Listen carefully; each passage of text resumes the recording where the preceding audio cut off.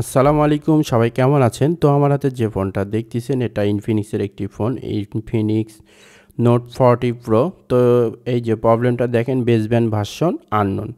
তো এই প্রবলেমটা ফিক্স করব, কেমন করে ফিক্স করি তা দেখাবো। এই যে দেখেন আমি শো করে না।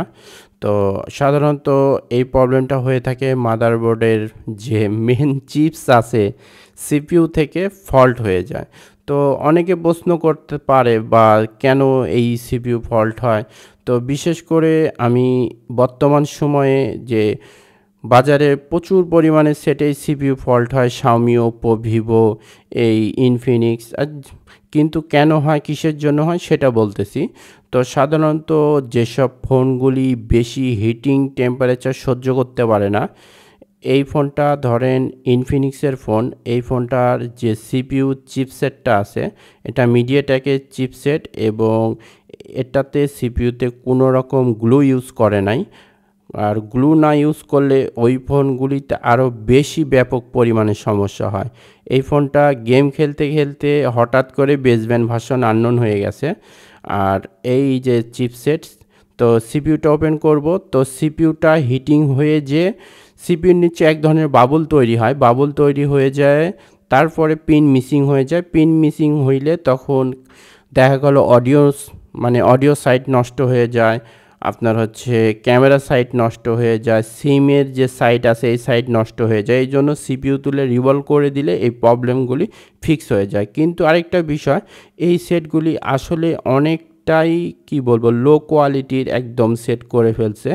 কারণ দেখেন একদম কোনো রকম সিপিইউর নিচে কোনো রকম গ্লু নেই, ঠিক আছে? গ্লুগুলি যদি থাকতো এই সেটগুলি একটু টেকসই হইতো, হাত থেকে পড়ে গেল এই ফোনগুলি প্রবলেম, পড়ে গেলেও দেখবেন যে অন অফ হচ্ছে।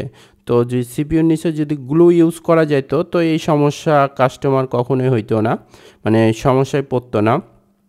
তো এটা সিপিইউ ওপেন করার পর যে এক্সট্রা লিড থাকে, লিডগুলি সোল্ডারিং উইক দিয়ে সুন্দর করে ক্লিন অ্যান্ড ক্লিয়ার করে দিচ্ছি এবং একদম এনসি থিনার দিয়ে একদম সম্পূর্ণরূপে ওয়াশ করে দিলাম এবং সিপিইউটা পারফেক্টলি রিভলভ করে ফেলবো।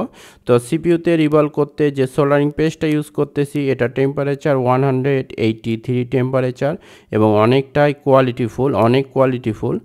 এবং সেকেন্ড বার রিভলভ করতেছি যাতে রিভলভটা একদম জোস একটা রিভলভ হয়। তো তার প্রমাণ দেখাচ্ছি কতটা জোস।